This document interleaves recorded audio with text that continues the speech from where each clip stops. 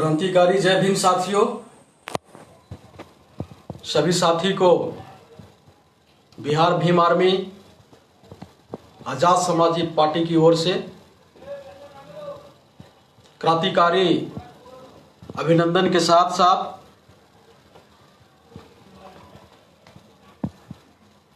आज बिहार के कुछ विशेष मुद्दे पे आप लोगों के साथ चर्चा करने के लिए लाइव हूं। साथ ही वर्षों से बिहार राज्य के लेकर जो अन्य भारत के राज्य हैं उनके अंदर जो सोच था या जो ख्याल रखे जाते थे बिहारियों के प्रति, आप लोग सभी जानते हैं कि बिहार के बाहर बिहार के निवासियों से किस तरह के लोग व्यवहार करते थे या अब तक लोग करते हैं। बिहार वासियों को इज्जत के नजर से बिहार के ही अन्य राज्यों के लोग नहीं देखा करते।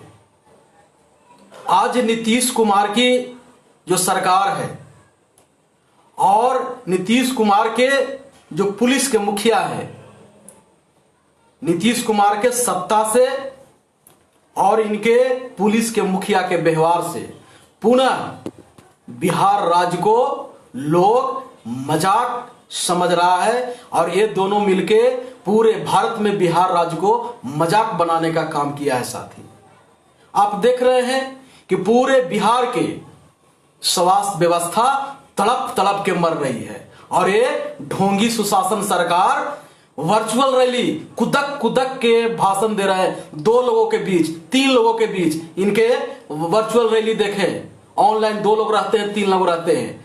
ये शासन व्यवस्था नहीं देख रहे हैं, बस कुर्सी पाने के लिए कुदक कुदक के ये भाषण दे रहे हैं। एक बार रूम बना लिए हैं, कंप्यूटर रख लिए हैं और रोज भाषण दे रहे हैं। और पूरे बिहार में कहीं हत्या, कहीं बलात्कार, कहीं बाढ़ से डूबा हुआ है। अभी देखिए हाजीपुर में नफीसा खातून की अपहरण करके हत्या कर दी जाती है। पूर्णिया में काजल नाम की लड़की को अपहरण कर हत्या किया जाता है। पूरे बाढ़ से डूबा हुआ है, बड़ी बड़ी योजना इनकी तहस नहस हो गई। और ये जो है दिन भर भाषण देने में लगे हुए हैं। लोकतंत्र में भाषण देने का काम विरोधी दल के होता है, सत्ता पक्ष का काम है काम करना। लेकिन नीतीश कुमार दिन भर कुदक कुदक के भाषण दे रहे हैं। ये हम बिहार के लोगों को सोचना होगा कि अगर ऐसी स्थिति रही सरकार की और सरकार की प्रशासन की, तो वास्तव में बिहार से बाहर जाने पे बिहार के युवाओं को, बिहार के गार्जियनों को बस में, ट्रेन में कहीं भी मान सम्मान नहीं मिलेगा साथी। इसलिए लड़ाई नीतीश कुमार से नहीं, नीतीश कुमार की शासन प्रशासन से नहीं, बल्कि बिहार के अस्मिता और इज्जत और मान सम्मान की लड़ाई है साथी। इस पर विचार करना होगा। अभी आप देख रहे होंगे एक ऑडियो वायरल हो रहा है, डीजीपी जो सोशल मीडिया में आके जो बड़ा हीरो बनने का कोशिश कर रहे थे, बिहार को नई तरीके से सजाने की कोशिश कर रहे थे कि जब भी ख्याल कीजिए हम डीजीपी आपके साथ हैं। आप सुने होंगे ना किस तरह से भाषा का उपयोग कर रहे थे। वो बोल रहे थे कि अरे तुम हमको रात खनी फोन करेगा रे, बाला वाला खनन विभाग के काहे नहीं किया। ये डीजीपी के भाषा है। और अगर हम लोग बोलने लगे तब ये भीम आर्मी पूछती है ऐसे भाषा उपयोग करने वाले पदाधिकारी से कि तू कौन है रे, तू लाट साहब का नाती है का रे जो तुमको रात खनी फोन नहीं करेगा। भारत लोकतंत्र है और तू जनता के नौकर है। तुमको 12 बजे 24 घंटा फोन करेगी जनता। और अगर इस तरह के बात बोलोगे तो जनता तुम्हें लोकतांत्रिक शक्ति से तुमको सबक सिखाएगी। और तुम्हारी सरकार की कहते हो कि कोई फोन करोगे रे, तुमको कुंडली निकलवा देंगे रे। होश में रहिए, ये वर्दी आपको संविधान से मिली है और संविधान में, भारतीय संविधान में जनता की सरकार है। यहां जनता सरकार करती है, आपकी नानाजी का सरकार नहीं है, राज नहीं है। आप लाट साहब के नाती नहीं हो कि आप फोन करने पे कहोगे जन्म कुंडली निकाल देंगे। और हमारी सलाह मान लीजिए कि आप वर्दी उतार के रख दीजिए और जाके भाजपा ज्वाइन कर लीजिए। आपकी जगह भाजपा जैसी पार्टी है, आपकी भाषा बोल रही, आपकी भाषा ये बताती है। बिहार के साथी ऐसे पदाधिकारी को घर से निकलिए और ऐसे पदाधिकारी जो नकली हीरो बनने की कोशिश कर रहा था, इसको जवाब दीजिए। ये लाट साहब के नाती हैं कि तो इनको कोई फोन नहीं करेगा। यहां तो प्रधानमंत्री का फोन करेगा एक जनता, राष्ट्रपति का फोन करेगा यहां का जनता। ये भारतीय संविधान इनको ताकत देती है। डीजीपी साहब, आप वो चरन्नी छाप लोग जैसे भाषा उपयोग करते हैं, बिहार को पूरे देश में आप बदनाम करते हैं ऐसे भाषा बोलकर।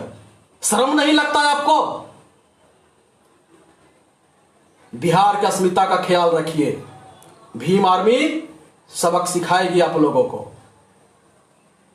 और साथ ही मैं अपने भीम आर्मी के तमाम साथियों से निवेदन करूंगा कि जिस तरह से आज बिहार के कुछ जिले बाढ़ से त्रस्त हैं, हमारे लोगों के घर जो हैं पानी में बह जा रहे हैं, वो ऐसे लोगों के मदद करने के लिए आगे आए।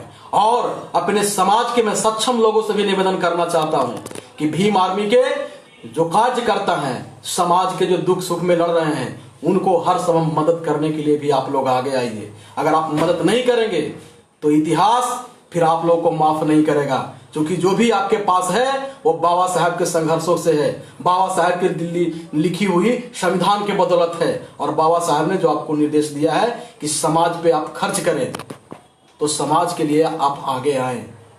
आज पूरे देश विपदा में है। विपदा में इसलिए है कि हमारे देश पे, देश के चलाने वाला जो लोग हैं वो गलत हैं। हमारे भारतीय संविधान गलत लोगों के हाथ में है। भारतीय संविधान को उस गलत हाथों से निकालना है। आज बिहार राज्य गलत लोगों के हाथ में है। इसके कारण है कि बिहार आज जो दुखी था और दुखी हो रहा है।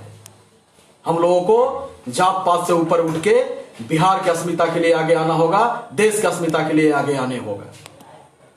तो हम उम्मीद करते हैं कि भीम आर्मी के साथी, सारे भीम आर्मी के साथी तैयार रहेंगे अपने लोगों को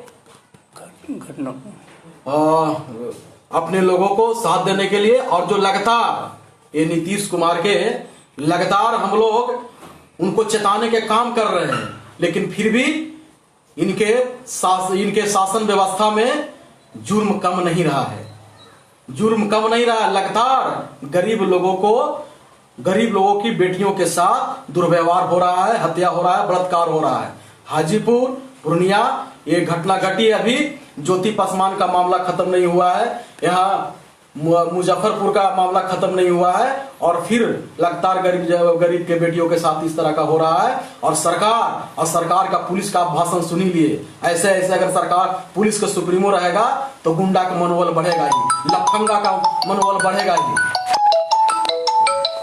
तो क्योंकि यहाँ पर कुशासन की सरकार है और कुशासन में एक लोग कुशासन है, इनको से अपने लोगों को रक्षा करना है। और इसलिए पूरे के साथ खड़ा हो और जल्द जैसे ही लॉकडाउन खत्म होगी फिर से इस बिहार राज्य में हम लोग अपने न्याय की लड़ाई लड़ने का काम करेंगे।